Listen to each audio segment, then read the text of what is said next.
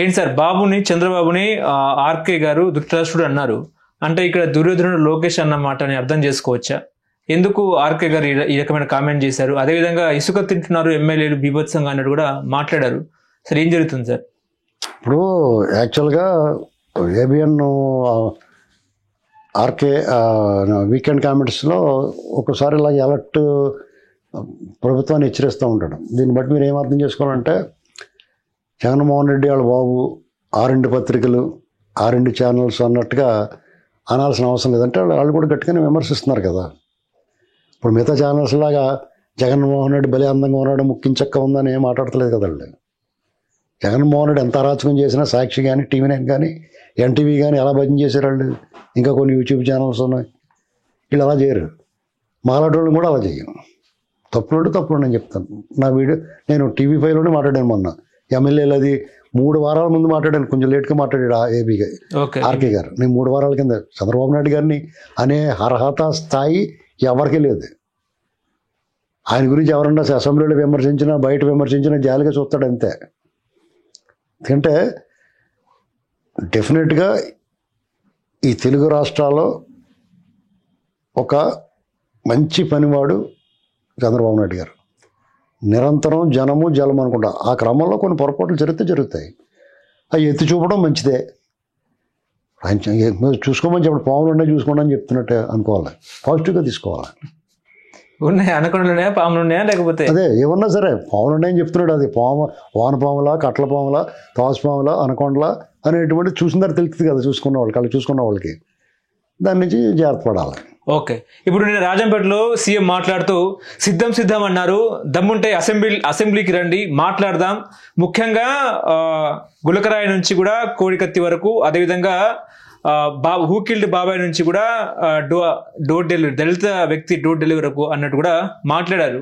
మరి వైసీపీ నాయకులు రేపు అసెంబ్లీకి వచ్చే అవకాశం ఉందా లేదా, ఏం చెప్తారు సార్? ఇప్పుడు ఊరికే జగన్మోహన్ రెడ్డి బయట మన హయాంలో అరటిపళ్ళు ఎలాగేమో, చీనీ బత్తాయికాయలు ఎలాగేమో, లేకపోతే ఇది మా ఉల్లిపాయలు ఎలాగమ్మే మన హయాంలో ఎలాగ ఉంది, ఇప్పుడు ఎలాగుంది, హెరిటేజ్లో ఎంత అమ్ముతున్నారు.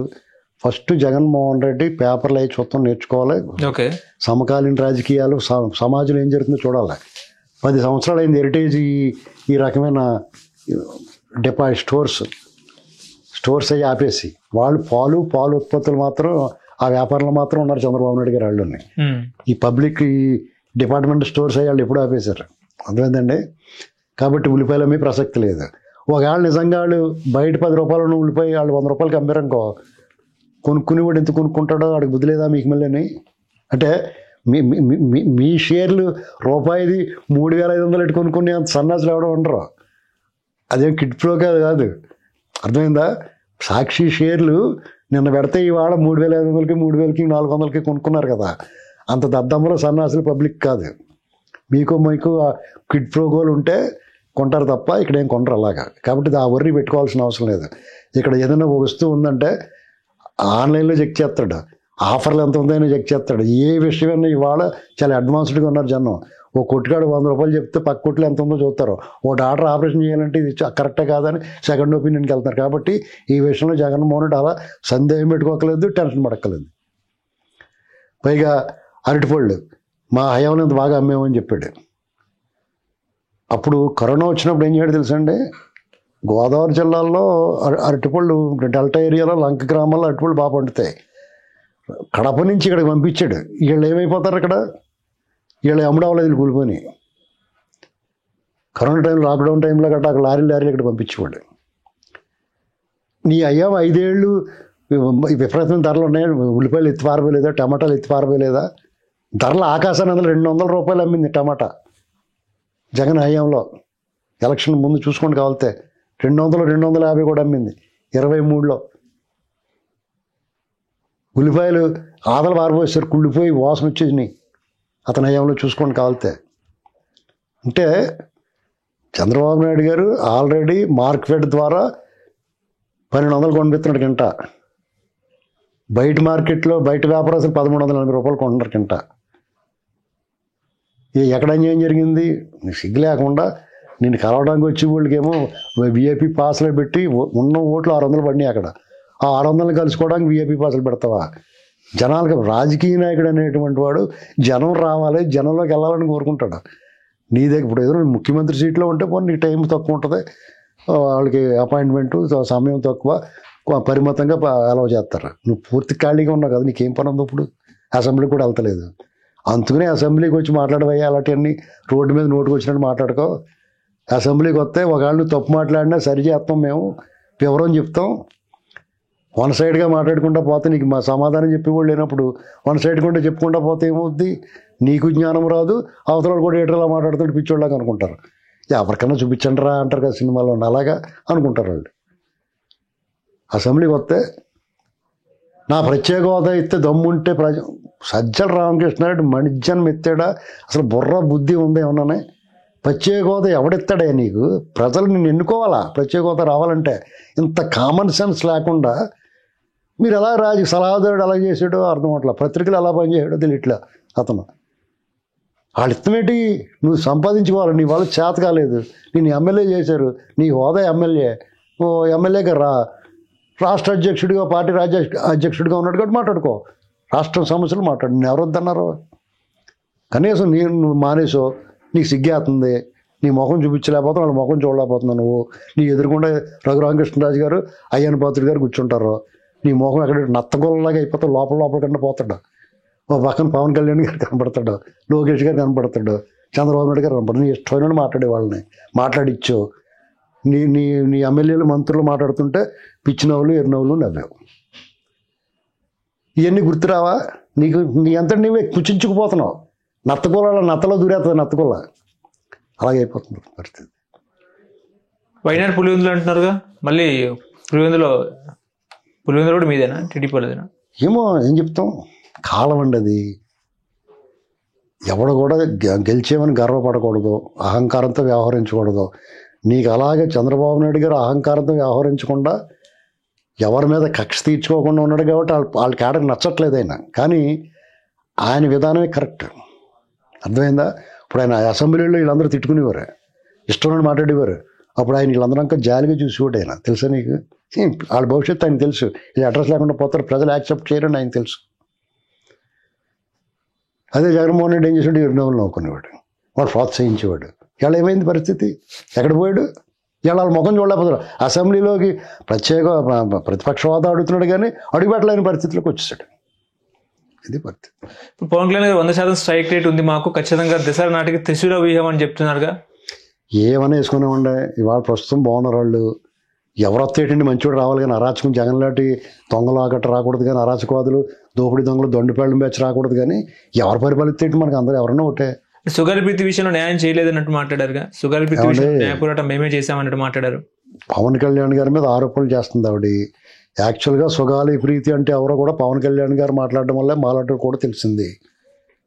ఇష్యూని పెద్దది చేశాడు ఆయన. ఆవిడ రెడ్డి గారు వేరే వాళ్ళు మ్యారేజ్ చేసుకుంది, డెఫినెట్గా ఎవరో ఏదో మేనేజ్ చేశారు అంటున్నారు.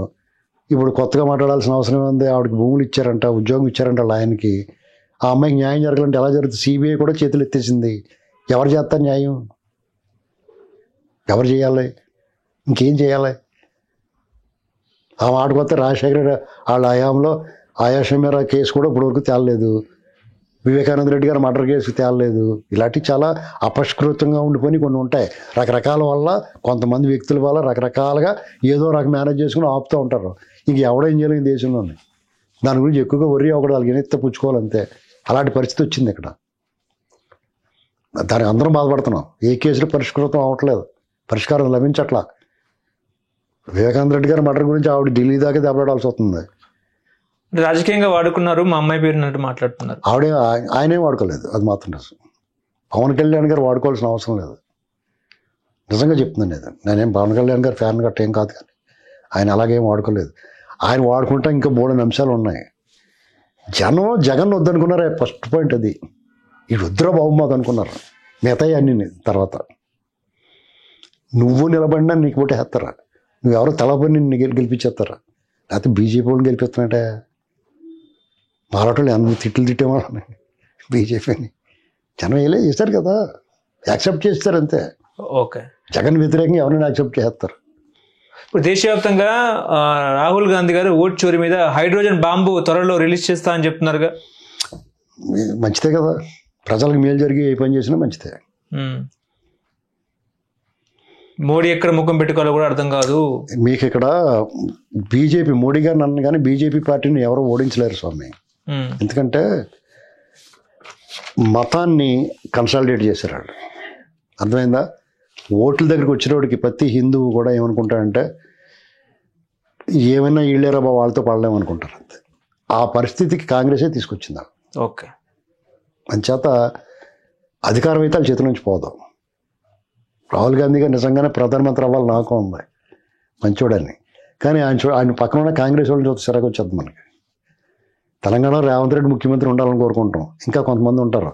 నిన్న మొన్న 2 బ్రదర్స్, నల్గొండ బ్రదర్స్ వాళ్ళ దెబ్బలాటలోని నేను దింపి ఇవన్నీ చూస్తుంటే ఓరు బాబు వద్దురా బాబు అనిపిస్తుంది. ఓకే. ఇప్పుడు ఉపరాష్ట్రపతి అభ్యర్థి విషయంలో జగన్కి కూడా సుదర్శన్ రెడ్డి గారు ఫోన్ చేసినట్టు కూడా వార్తలు వచ్చిన పరిస్థితి, మాకు సపోర్ట్ చేయాలని చెప్పేసి ఉపరాష్ట్రపతి అభ్యర్థి ఇండియా కూడా వాళ్ళు చేసారు లేదు, నువ్వు చూడలేదు, నేను చూడలేదు, చేసామని చెప్పుకుంటారు. వాళ్ళు ఏంటంటే అబ్బాయి మాకు వెనకాల సపోర్ట్ ఉంది, సిగ్గు ఉండాలి వాళ్ళకి. ఏ ప్రభుత్వానికి వ్యతిరేకంగా వీళ్ళ అవసరం వాళ్ళకి ఏముంది? నిజంగా అవసరం ఉందని వాళ్ళకి చేశారంటే నమ్మొచ్చు. నేను వాళ్ళు చేయకుండా వీళ్ళు చెప్పారు అనుకోవచ్చు. ఇప్పుడు గట్కరీగా ట్వీట్లు పెట్టారన్నారు, అది కూడా ఫేక్. వీళ్ళు పిఆర్ వర్క్ చేస్తారు. వాళ్ళు ఏమైనా చేస్తారని వీళ్ళు వాళ్ళ బాబాయ్ని చంపేసి గొడ్డలు ఇచ్చి నరికేసి గుండు పొడి అని చెప్పిన వాళ్ళు ఏమైనా చేస్తారు. నారా చంద్రబాబు నాయుడు అనే నేను నిన్నటితో మొదటి ప్రమాణ స్వీకారం 30 ఏళ్ళు. ఆయన చేసిన సంక్షేమం, ఆయన చేసిన పథకాలు, తీసుకొచ్చిన పథకాలు ఎట్లా ఏంటి అంటే ఏం చెప్తారు సార్? ఏమంటే చంద్రబాబు నాయుడు గారు రామారావు గారు నుంచి బాధ్యతలు తీసుకున్న తర్వాత ఒక పెద్ద అపనింద మోసాడు వెన్నుపోటని. దాన్ని భరుస్తా వాళ్ళ కార్యకర్తలను మెప్పిస్తూ పనిచేసే ముఖ్యమంత్రిగా పేరు తెచ్చుకుని 99 ఎలక్షన్ గెలిచాడు. ప్రజలను ఒప్పించాడు. వాళ్ళ కార్యకర్తలను ఎలా ఒప్పించాడు? యండమూరి వీరేంద్రనాథ్ నవల్లో పాత్ర ఉంటుంది విషాచి అని, తులసిదళం అలాంటి వాటిల్లో. అలాంటి విషాచి, రాష్ట్ర పిశాచి, దుష్ట శక్తి నుంచి పార్టీని, రామారావు వాళ్ళ కుటుంబాన్ని కాపాడి రాష్ట్రాన్ని కాపాడాడు చంద్రబాబు నాయుడు గారు. అలా కాపాడి కార్యకర్తల మనసు గెలుచుకున్నాడు. పనిచేసే ముఖ్యమంత్రిగా ప్రజల మనసు గెలుచుకున్నాడు. అందుకని 99లో లక్ష్మీభారత్ పార్టీ పెట్టినా, హరికృష్ణ గారు, దగ్గుబాటి వెంకటేశ్వర గారు పార్టీ పెట్టినా, రాజశేఖర రెడ్డి వెన్నుపోటుతాడని ఎంత దుష్ప్రచారం చేసినా, ఉచిత విద్యుత్ హామీ ఇచ్చినా 99లో తిరిగి గెలిచాడు. అక్కడతోటి అది అన్నీ రద్దు అయిపోయినాయి. ఇవాళకి సిగ్గు లేకుండా నోరు నిప్పి వాళ్ళకి మాట్లాడుకుంటారు వెన్నుపోటని. వాళ్ళకి ఏం ఊసిపోక మాట్లాడు. ప్రతి ఇంటి రామారావు గారు బర్త్డే వచ్చినా, వర్ధంతి వచ్చినా రామారావు గారి గురించి బజ్జీలు తిన్నాడు, అవి తిన్నాడని ఈ ఆత్రం కడుపుబ్బరంగా మాట్లాడుకుంటూ ఉంటారు. వాళ్ళకి అది వ్యాధి, రోగం అని వదిలేయాలంతే.